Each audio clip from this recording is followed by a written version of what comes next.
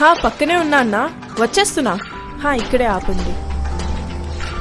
Hi అన్నా, ఎంతైందన్నా? 300 madam. 300?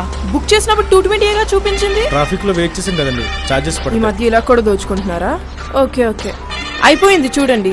ఏంటి cab అవుతో discussion? Traffic లో వెయిట్ చేసినందుకు కూడా ఎక్స్ట్రా ఛార్జ్ చేశాడు. అదా, మార్కెట్ లోకి క్యాబీ అని కొత్త యాప్ వచ్చింది, అది డౌన్లోడ్ చేసుకో.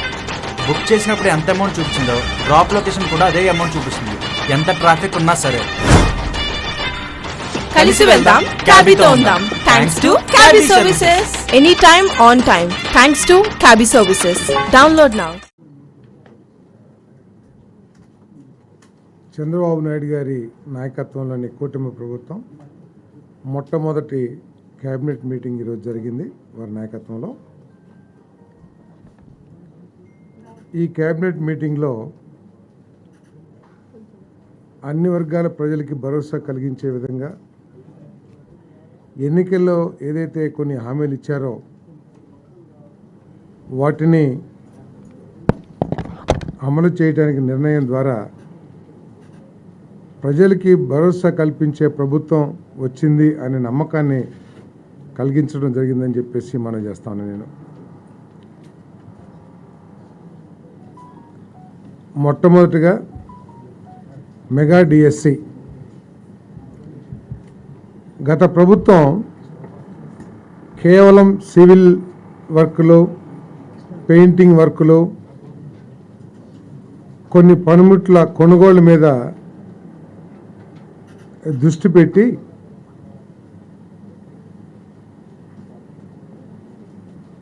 విద్యా బోధనకు కావాల్సిన ముఖ్యమైన ఉపాధ్యాయుల్ని నియమించడంలో మాత్రం పూర్తిగా వైఫల్యం చెందిన విషయం అందరికీ తెలిసిందే. 5 సంవత్సరాల్లో ఒక్క టీచర్ పోస్ట్ కూడా ఫిలప్ చేయకోకుండా, వేకెన్సీ ఫిలప్ చేయకుండా, చివరిలో ఎన్నికల ముందు ఏదో ఉత్తుత్తి డిఎస్సి ప్రకటన ఇచ్చి విద్యారంగానికి తీవ్ర నష్టం చేసిందని చెప్పేసి మనం చేస్తా ఉన్నా నేను. మరి ఏదైతే చంద్రబాబు నాయుడు గారు, పవన్ కళ్యాణ్ గారు, బీజేపీ కూటమి ప్రభుత్వం రాగానే మెగా డిఎస్సిని అనౌన్స్ చేస్తామని చెప్పేసి చెప్పారో దానికి అనుగుణంగా 16,347 ఉపాధ్యాయుల పోస్టుల నియామకానికి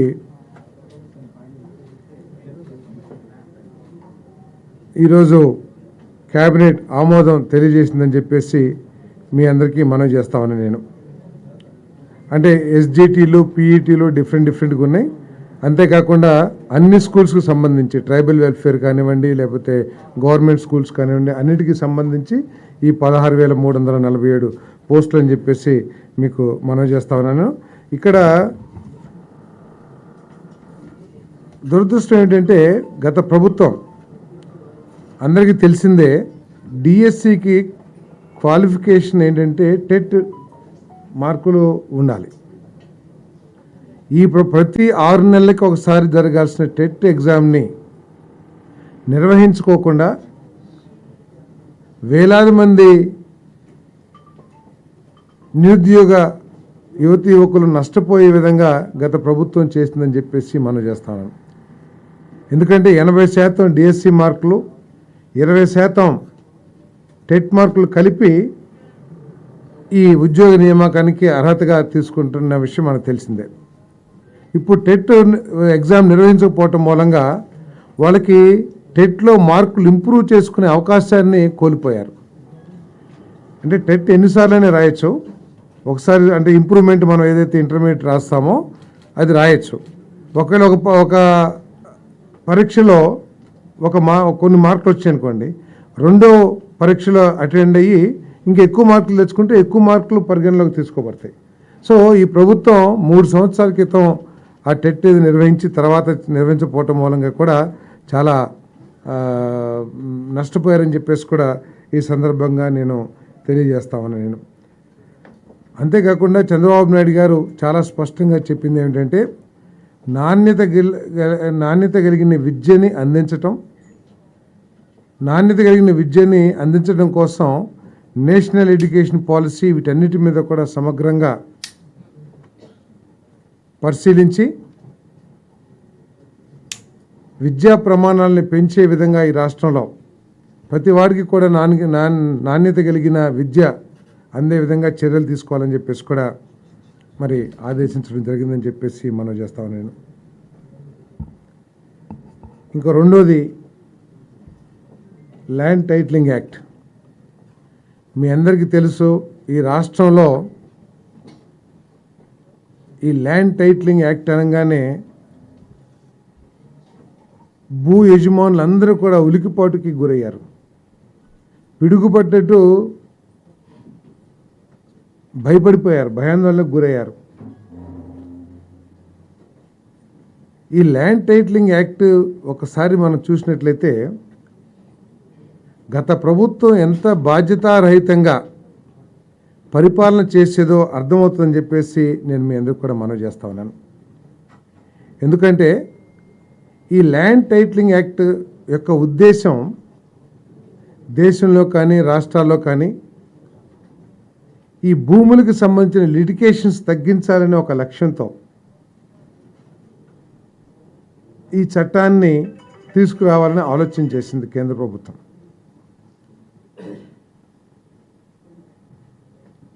ఈ రాష్ట్రంలో ఆమోదించినప్పుడు ఏం చెప్తున్నారంటే వాళ్ళు కేంద్ర ప్రభుత్వం తీసుకొచ్చిన అంటే బీజేపీ తీసుకొచ్చిన చట్టాన్ని మేము అమలు చేశాము అని చెప్పేసి చెప్తా ఉన్నారు.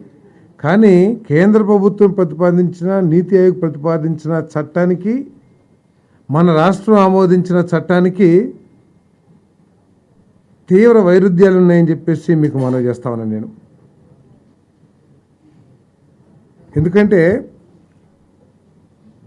ఈ బీజేపీ తీసుకొచ్చిందని చెప్తున్న ఈ చట్టాన్ని అంటే వైఎస్ఆర్ కాంగ్రెస్ పార్టీ చెప్తున్న విషయాన్ని ఒకసారి చూస్తే బీజేపీ పాలిత రాష్ట్రం ఒక్కటి కూడా ఈ చట్టాన్ని ఇంకా అమలు చేయాల. వాళ్ళు ఆ బీజేపీ పాలిత రాష్ట్రాలు చేయలేదు, కానీ వైఎస్ఆర్ కాంగ్రెస్ పార్టీ మాత్రం ఆదరాబాదరా ఏదో కొంప ఇదైపోయినట్లు ఈ చట్టాన్ని తీసుకొచ్చి రాష్ట్రంలో సన్న చిన్నకారులు నిద్ర లేకుండా చేసిందని చెప్పేసి మనం చేస్తా ఉన్నాను. భూ యజమానులు అందరూ కూడా కలవరపాటుకు గురయ్యారు, కానీ సన్న చిన్నకారు రైతులు ఎవరైతే ఉంటారో వాళ్ళు కంటి మీద కునుకు లేకుండా బాధలు పడ్డారని చెప్పేసి కూడా మీ దృష్టికి తీసుకొస్తాను నేను. ఎందుకంటే మొట్టమొదటిగానేమో పాస్ పుస్తకాల మీద ఫోటో ముద్రించటం, తర్వాత సర్వే రాళ్ళ మీద కూడా ఫోటో పేరు అన్నీ రాయటం, ఇవన్నీ కూడా ఏదైనా ఒక కుట్రలో భాగమా అని చెప్పేసి ఒక అనుమానం కూడా ప్రజల్లో ఉండిందని చెప్పేసి మీకు మనవి చేస్తాను. ఇదంతా కూడా స్వార్థంతో అంటే లిటిగేషన్స్ పెంచేసి దీని ద్వారా ఏమైనా లబ్ధి చెందాలని ఆలోచన ఉందేమో అని కూడా ప్రజలు ఆలోచిస్తున్నారు. ఎందుకంటే బాధ్యతారహితంగా రిజిస్ట్రేషన్ టైటిల్ రిజిస్ట్రేషన్ ఆఫీసర్ అని చెప్పేసి చెప్పారు ఈ చట్టంలో. ఆ టైటిల్ రిజిస్ట్రేషన్ ఆఫీసర్ ఎవరో స్పష్టం చేయాలి. ఆ చట్టం ఎవరన్నా పార్టీ నాయకుడిని పెడతారా, లేదా నామినేటెడ్ వాళ్ళని ఆ ఆఫీసర్గా పెడతారా, లేదా ఒక ఎంఆర్ఓని పెడతారా, లేదా ఎవరైనా జ్యుడిషియల్ పెడతారా అనే విషయాన్ని ఎక్కడ కూడా స్పష్టం చేయకోకుండా అంబిగ్యూటీగా వదిలేసింది. దాంతో అర్థం కాని పరిస్థితి. ఏదైనా లిటిగేషన్స్ వస్తే అపిలెంట్ అథారిటీ ఎవరో కూడా స్పష్టం చేయకుండా చట్టం తయారు చేసిందంటే ఎంత బాధ్యతారహితం కూడా ఒకసారి ఆలోచించేయండి. ఈ సివిల్ కోర్ట్స్ ఏదైతే ఉంటాయో, జిల్లా లేకపోతే ఇంకా తాలూకా కోర్టులు ఏదైతే ఉంటాయో వాటికి ఎవరికి కూడా జ్యూరిస్డిక్షన్ ఇవ్వకుండా నేరుగా హైకోర్టుకే జ్యూరిస్డిక్షన్ ఇచ్చిందంటే పేదవాడు, కొంత భూమి ఉన్న పేదవాడు కానీ లేకపోతే ఒక 20 సెంటో లేకపోతే ఎకరం ఉన్న భూమి ఉన్న పేదవాడు అతను హైకోర్టు లాయర్కి ఫీజులు ఇచ్చి హైకోర్టుకి వెళ్ళగలడా? అంటే ఏ ఉద్దేశంతో సివిల్ కోర్ట్స్, అది పేరే సివిల్ కోర్ట్స్, సివిల్ మ్యాటర్స్ హైకోర్టుకి వెళ్ళినా కూడా ముందు మీరు సివిల్ కోర్టుకి వెళ్ళండి అని చెప్పేసి ఉత్తర్వులు ఇస్తారు హైకోర్టు కూడా. అటువంటి సివిల్ కోర్ట్స్ని తీసేసేయాల్సిన అవసరం వచ్చిందో కూడా ఇక్కడ అర్థం కాని పరిస్థితి. ఇటువంటి భయాందోళన పరిస్థితుల్లో, ఎందుకంటే మనకి ఒక ఎస్టాబ్లిష్మెంట్ రెవెన్యూ లాస్ ఉన్నాయి మన రాష్ట్రంలో మొట్టమొదటి నుంచి కూడా.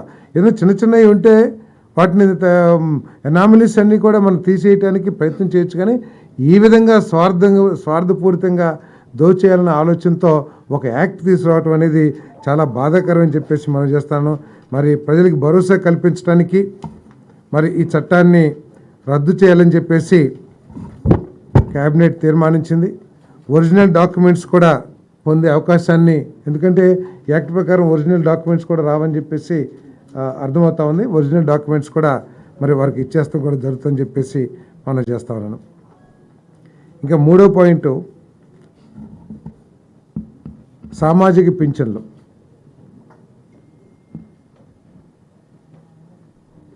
దాదాపు 65 లక్షల మందికి ఉపయోగపడే విధంగా 28 కేటగిరీస్లో వివిధ వర్గాలకి పెన్షన్స్ ఏదైతే ఇస్తున్నారో వాటన్నిటిని కూడా పెంచడం జరిగిందని చెప్పేసి మీ అందరికీ మనం చేస్తా ఉన్నాను. నేను 3,000 నుంచి 4,000 రూపాయలకి ఈ పెన్షన్ను పెంచడం జరిగిందని చెప్పేసి మనం చేస్తా ఉన్నాను. ఏదైతే చంద్రబాబు నాయుడు గారు, పవన్ కళ్యాణ్ గారు, కూటమి నాయకులందరూ కూడా మా ప్రభుత్వం రాగానే మొట్టమొదటి మాసమే పెన్షన్లు పెంచి ఇస్తామని ఏదైతే హామీ ఇచ్చారో దానికి అనుగుణంగా ఈరోజు పెన్షన్లు పెంచే కార్యక్రమం జూలై 1వ తారీఖు నుంచి పెన్షన్ పెంచే కార్యక్రమం చేయబోతున్నామని చెప్పేసి మనం చేస్తాము. దాదాపు 65 లక్షల మందికి 65.3 లక్షల మందికి ఈ పెంపుదల మూలంగా లబ్ధి చేకూరుతుందని చెప్పేసి కూడా మీ అందరికీ మనం చేస్తాను. ఇక్కడ ఆలోచించాల్సింది ఏంటంటే, పోయిన ప్రభుత్వం 1,000 రూపాయలు పెంచడానికి 4 సంవత్సరాలు తీసుకుంటే ఈరోజు చంద్రబాబు నాయుడు గారి నాయకత్వంలోని ప్రభుత్వం 1,000 రూపాయలు పెంచడానికి కేవలం ఒక 10-15 రోజులు మాత్రమే తీసుకోవటం దీంట్లో సంతోషించదగ్గ విషయం అని చెప్పేసి కూడా మీ అందరికీ మనం చేస్తాను. ఈ పెన్షన్ని జూలై 1వ తారీఖున సచివాలయం స్టాఫ్తో ఇంటింటికి, ప్రతి ఇంటికి తీసుకువెళ్ళి ఉదయం 6 గంటల నుంచి సాయంత్రం లోపల ఇవన్నీ కూడా పెన్షన్లన్నింటినీ కూడా పెన్షన్దారుల చేతిలో పెడతామని చెప్పి డిస్ట్రిబ్యూట్ చేస్తామని చెప్పేసి కూడా సవినీయంగా మనం చేస్తామని నేను.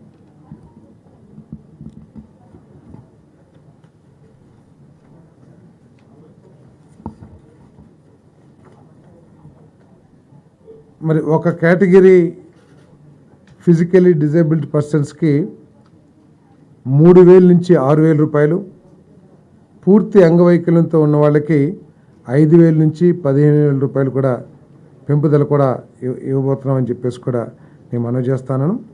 కొన్ని క్రానిక్ డిసీజెస్ ఉన్న వాళ్ళకి, లివర్ డిసీజు, అదేవిధంగా ఎలిఫెంటాసిస్, కిడ్నీ, ఇటువంటి దీర్ఘకాలిక అనారోగ్యం ఉన్న వాళ్ళకి 5,000 నుంచి 10,000 రూపాయలకి పెంచడం జరుగుతుందని చెప్పేసి కూడా మనం చేస్తాము. వీటన్నిటి మూలంగా అంతేకాకుండా మేము చెప్పినట్లు జూలై 1వ తారీఖున 7,000 రూపాయలు, అంటే మంత్లీ పెన్షన్ 4,000 రూపాయలు, బకాయిలు ఏప్రిల్, మే, జూన్ ఏదైతే చెప్పామో ఆ 3 నెలలకు సంబంధించి 3,000 రూపాయలు, మొత్తం కలిసి 7,000 రూపాయలు మరి ఇవ్వబోతున్నాం అని చెప్పేసి మనం చేస్తాను. ఈ పెంపుదల మూలంగా కేవలం పెరుగుదలే 819 కోట్ల రూపాయలు ప్రతి మాసం కూడా ప్రభుత్వం మీద ఆర్థిక భారం పడుతుందని చెప్పేసి కూడా మనం చేస్తాం. ఆర్థిక భారం కంటే కూడా పేద ప్రజలు, వృద్ధుల అవసరాలు తీర్చడం లక్ష్యంగా ఈ పెంపుదల చేశామని చెప్పేసి కూడా మనం చేస్తాను. ఈ 3 నెలలకు సంబంధించి ఏదైతే ఎరియర్స్ ఇస్తున్నామో ఆ భారం 1,650 కోట్ల రూపాయలు కూడా ప్రభుత్వం భరించబోతుందని చెప్పేసి కూడా మీకు మనవి చేస్తూ, మొత్తం 4,408 కోట్ల రూపాయలు మరి ప్రభుత్వం ఖర్చు చేయాల్సి ఉంటుంది. ఇంతకుముందు సంవత్సరానికి 23,272.44 కోట్ల రూపాయలు ఈ సామాజిక పెన్షన్స్ కింద ప్రభుత్వం ఖర్చు చేస్తే, చంద్రబాబు నాయుడు గారి నాయకత్వంలోని కూటమి ప్రభుత్వం 33,099.72 కోట్ల రూపాయలని ఈ సామాజిక పెన్షన్స్ కోసం ఖర్చు చేయబోతున్నామని చెప్పేసి కూడా మీ అందరికీ సెవెన్గా మనం చేస్తాను నేను.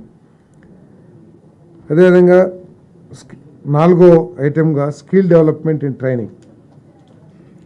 మనందరికీ తెలిసిందే, దేశంలో ఎక్కడా లేనన్ని ఇన్స్టిట్యూషన్స్, టెక్నికల్ ఇన్స్టిట్యూషన్స్ కానివ్వండి, కాలేజెస్ కానివ్వండి, మన రాష్ట్రంలో ఎక్కువగా ఉన్నాయి. జాబ్స్ అవకాశాలు ఉన్నా కూడా స్కిల్స్ లేకపోవటం మూలంగా, అంటే క్వాలిఫికేషన్ ఉంది, జాబ్స్ ఉన్నాయి, కానీ స్కిల్స్ లేకపోవటం మూలంగా ఆ జాబ్స్ అవకాశాలని అందిపుచ్చుకోలేకపోతున్న ఉద్దేశంతో ఈ ప్రభుత్వం స్కిల్స్ డెవలప్మెంట్కి అత్యంత ప్రాధాన్యత ఇవ్వబోతుందని చెప్పేసి కూడా ఈ సందర్భంగా తెలియజేస్తున్నాను. ప్రతి కుటుంబాన్ని కూడా ఒక యూనిట్గా తీసుకుని మొత్తం సర్వే చేసి ఆ కుటుంబ ఆర్థిక అభివృద్ధి కోసం ఈ స్కిల్ డెవలప్మెంట్ కార్యక్రమం చేయబోతున్నామని చెప్పేసి కూడా ఈ సందర్భంగా మీ అందరికీ తెలియజేస్తా ఉన్నాను నేను. అదేవిధంగా రాష్ట్రంలో, ప్రపంచంలో ఇండస్ట్రియల్ నీడ్స్కి తగ్గట్టు స్కిల్స్, అదేవిధంగా అగ్రికల్చర్ కూడా, వ్యవసాయ రంగం కూడా చాలా పెద్ద రంగం కాబట్టి ఈ రాష్ట్రంలో ఎక్కువ మంది జనాభా దాని మీద ఆధారపడి ఉన్నారు కాబట్టి ఆ వ్యవసాయ రంగంలో కూడా స్కిల్స్ని మన యువతకి అందించినట్లయితే ఎక్కువ మరి ప్రొడక్టివిటీ కూడా పెంచడానికి ఉపయోగపడుతుంది. కాబట్టి దీన్ని ప్రత్యేక దృష్టితో అమలు చేయబోతుంది ప్రభుత్వం అని చెప్పేసి కూడా తెలియజేస్తూ, మరి దీని గురించి కూడా ఈరోజు తీర్మానం చేయబడిందని చెప్పేసి కూడా మీకు మనవి చేస్తాను. అదేవిధంగా అన్నా క్యాంటీన్ కొన్ని లక్షల మందికి చంద్రబాబు నాయుడు గారు గత ప్రభుత్వంలో ఆకలి అవసరాలు తీరిస్తే వైఎస్ఆర్ కాంగ్రెస్ ప్రభుత్వం దాన్ని నిర్దాక్షిణ్యంగా తీసేసిన విషయం మనందరికీ తెలిసిందే. మరి అన్నా క్యాంటీన్ని పునఃప్రారంభించడానికి, మంచి పౌష్టికాహారాన్ని పేదవాళ్ళకి కేవలం 5 రూపాయలకి అందించాలనే ఉద్దేశంతో ఈ అన్నా క్యాంటీన్ని పునఃప్రారంభించబోతా ఉన్నాం. 183 క్యాంటీన్ని ఒకేసారి రాష్ట్ర వ్యాప్తంగా మరి ప్రారంభించబోతామని చెప్పేసి కూడా ఈ సందర్భంగా నేను తెలియజేస్తాను. మిగతా 20 ఏదైతే 203 క్యాంటీన్స్ మూసివేయబడ్డాయో దాంట్లో మిగిలిన 20 క్యాంటీన్లు కూడా తర్వాత రోజుల్లో మరి దాంట్లో వాటిని కూడా ప్రారంభించడం జరుగుతుందని చెప్పేసి కూడా మనం చేస్తూ, ఇది ముఖ్యంగా పేదవాళ్ళకి అతి తక్కువ ధరకి నాణ్యమైన ఫుడ్ని అందించాలనే లక్ష్యంతో ఈ అన్నా క్యాంటీన్ ప్రారంభిస్తున్నాం. దీనికోసం ప్రపంచం పేరెన్నిక గన్న సంస్థల నుంచి భోజన సరఫరా కూడా చేయడానికి టెండర్లు కూడా పిలుస్తున్నామని చెప్పేసి మనం చేస్తాం. త్వరలో మరి ఆగస్టులో ఈ కార్యక్రమం ప్రారంభిస్తామని చెప్పేసి కూడా మనం చేస్తాం. మరి డాక్టర్ వైఎస్ఆర్ ఆరోగ్య విశ్వవిద్యాలయం, ఇది 1986లో ఒక చట్టం ద్వారా ఆనాటి ప్రభుత్వం ఈ మెడికల్ కాలేజీని తీసుకొచ్చిన విషయం మనందరికీ తెలిసిందే. 98లో అప్పుడు చట్టాన్ని సవరణ చేసి ఎన్టీఆర్ యూనివర్సిటీగా పెట్టడం, తర్వాత ఆయన ఈ మెడికల్ అవసరాలన్నింటినీ కూడా ఒకే ఇన్స్టిట్యూట్లోకి తీసుకొచ్చి ఒక యూనివర్సిటీగా స్థాపించిన ఎన్టీ రామారావు గారి పేరు పెట్టాలని ఆ రోజు నిర్ణయం తీసుకుంటూ జరిగింది. తర్వాత 2006లో doctor NTR university of health సైన్సెస్గా ఆ రోజు వైఎస్ రాజశేఖర రెడ్డి గారు కూడా నిర్ణయం తీసుకుంటూ జరిగింది. కానీ దురదృష్టం, గత ప్రభుత్వం ఒక చట్టాన్ని తీసుకొచ్చి మరి ఆ పేరుని తీసేయటం జరిగింది. తీసేసి వైఎస్ఆర్ హెల్త్ యూనివర్సిటీగా పెట్టారు.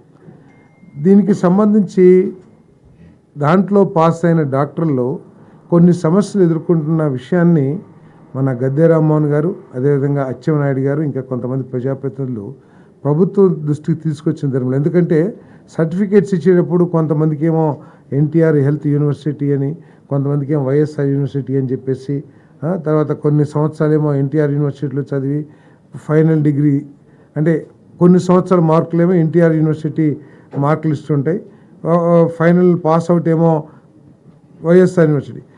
ఇవన్నీ కూడా సమస్యలు ఎదుర్కొంటున్నారనే ఉద్దేశంతో మరి తిరిగి ఆ యూనివర్సిటీకి డాక్టర్ ఎన్టీఆర్ యూనివర్సిటీగా పేరు పెట్టాలని చెప్పేసి మరి నిర్ణయం తీసుకుందని చెప్పేసి కూడా మనం చేస్తా ఉన్నాం.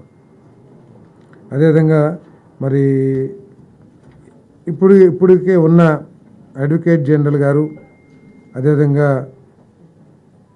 అసిస్టెంట్ అడ్వకేట్ జనరల్ అనుకుంటాను, ఇద్దరు పొన్నవరు సుధాకర్ రెడ్డి గారు, శ్రీరామ్ గారు రిజైన్ చేసిన పరిస్థితుల్లో మరి దమ్మాలపాటి శ్రీనివాస్ గారిని అడ్వకేట్ జనరల్గా నిర్ణయిస్తూ మరి మంత్రివర్గం తీర్మానం కూడా చేసిందని చెప్పేసి మనం చేస్తా ఉన్నాను. దీనికి తోడు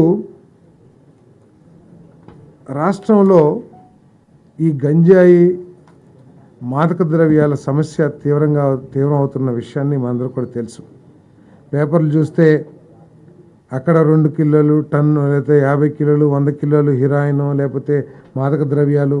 విశాఖపట్నంలో జరిగిన మాదక ద్రవ్యాల సమస్య ఏమిటో మీకు తెలుసు.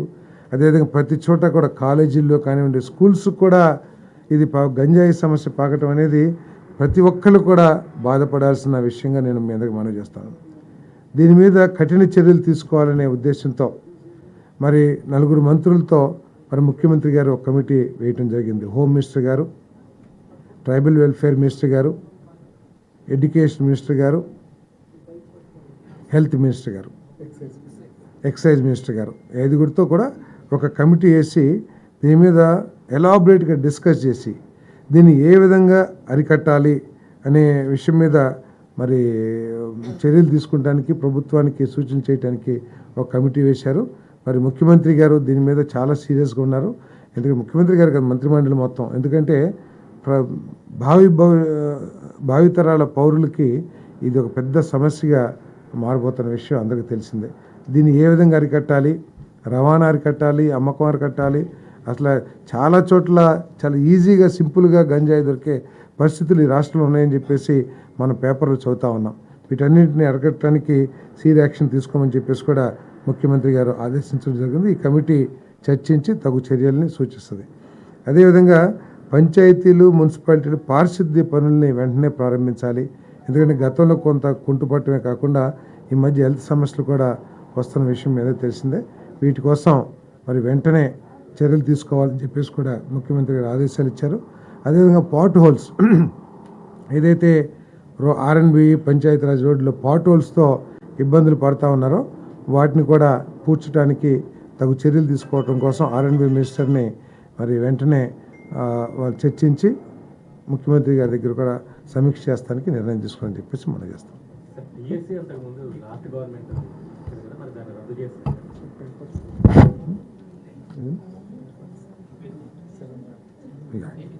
కరెక్ట్. తర్వాత 7 వైట్ పేపర్స్ను కూడా ప్రభుత్వం విడుదల చేయబోతుంది. ఇప్పటి నుంచి 31వ తారీఖు నుంచి. ఏదేదంటే 7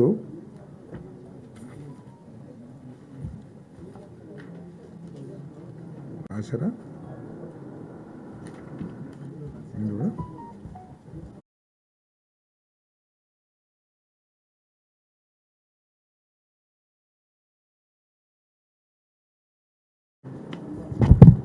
7 శ్వేతపత్రాలని విడుదల చేయబోతుంది ప్రభుత్వం.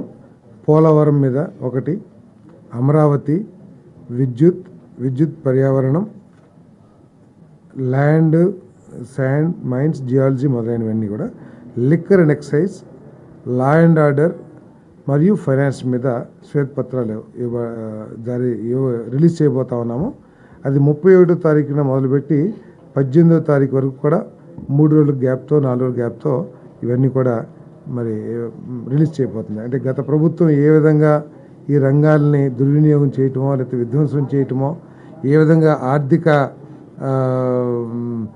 ఇండిసిప్లిన్ మూలంగా ఏ విధంగా ఈ రాష్ట్రం నష్టపోయింది, ఏ విధంగా రాష్ట్రం ఫైనాన్స్గా నష్టపోయింది, ఆర్థిక అప్పుల్లో కూరుకుపోయింది, వీటన్నిటికి సంబంధించి వైట్ పేపర్ని రిలీజ్ చేయబోతా ఉన్నాం. ఏమండి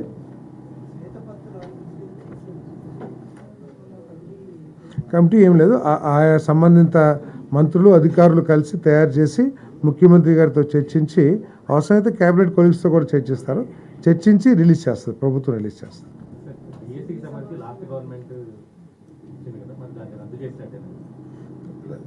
ఇచ్చింది పరీక్ష నిర్వహించలేదు, ఉద్యోగాలు కూడా పరీక్ష నిర్వహించలేదు, ఉద్యోగాలు నిర్వహించలేదు అంటే ఆటోమేటిక్గా పోయినట్టే కదా. సో అన్ని కలిపి మొత్తం ఇందాక చెప్పే కదా ఫిగరు 16,347 ఉద్యోగాలకి రిలీజ్ చేయబోతున్నాం. తర్వాత పెడతాం రెగ్యులర్గా యాజ్ పర్ రూల్స్ ఎస్సీఆర్టీ నిబంధనల ప్రకారం ఏదైతే నిర్వహించాలో తప్పకుండా టెట్ నిర్వహిస్తాం. ఏమండి ఏం డిస్కషన్కి ఏం రాలేదు. మామూలుగా వాలంటీర్ల ద్వారా ఇది పంపిణీ చేసేవాళ్ళు ఇప్పుడు వాలంటీర్లను పక్కన పెట్టేసేనా ఈ పంపిణీకి? వాళ్ళు కూడా వీళ్ళతో పనిచేస్తారేమో. ఇది సచివాలయం స్టాఫ్తోనే పెన్షన్లు డిస్ట్రిబ్యూట్ చేయబోతాయి. డోర్ టు డోర్ ప్రతి ఇంటికి కూడా సచివాలయ ఉద్యోగస్తుల ద్వారా మేము పెన్షన్ డిస్ట్రిబ్యూట్ చేస్తాం. ఆ పాయింట్ ఏంటంటే వాలంటీర్లను పక్కన పెట్టేసినట్లేనా దీనికి ఈ కార్యక్రమానికి? వాళ్ళు ఏ విధంగా ఉపయోగించుకోవాలో అవన్నీ కూడా ప్రభుత్వం ఆలోచన చేస్తుంది. బట్ ఈ పెన్షన్ డిస్ట్రిబ్యూషన్కి మాత్రం సచివాలయ స్టాఫ్ పూర్తిగా బాధ్యత తీసుకుంటారు. తర్వాత డయేరియాకి సంబంధించి డయేరియాతో ఇప్పటికే దాదాపు 8 దాకా చనిపోవడం అందుకనే పారిశుద్ధ్య పనుల్ని వేగవంతం చేయమని ప్రతి ఒక్కరు కూడా బాధ్యతగా ప్రతి మున్సిపాలిటీలో ప్రతి విలేజ్లో కూడా ఈ డ్రైనేజీ మురుగునీటిని క్లీన్ చేసేసి కార్యాచరణ సూచించారు. అధికారికంగా వైఫల్యం కారణంగా వాళ్ళు చనిపోయారు. వాళ్ళకి ఎస్కేషియా విషయం ప్రభుత్వం ఆలోచించారు. అది దాని మీద ఎంక్వైరీ చేయాల్సి వస్తుంది. అది ప్రభుత్వం ఏ విధంగా చనిపోయింది ఏంటి అనేది కూడా ఆలోచించి ప్రభుత్వం నిర్ణయం తీసుకుంటుంది.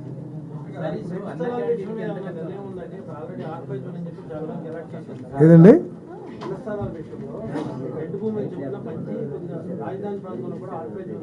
అది కోర్టులో ఉంది కదా, కోర్టులో ఉన్నప్పుడు మనం ఏం చేయలేం కదా.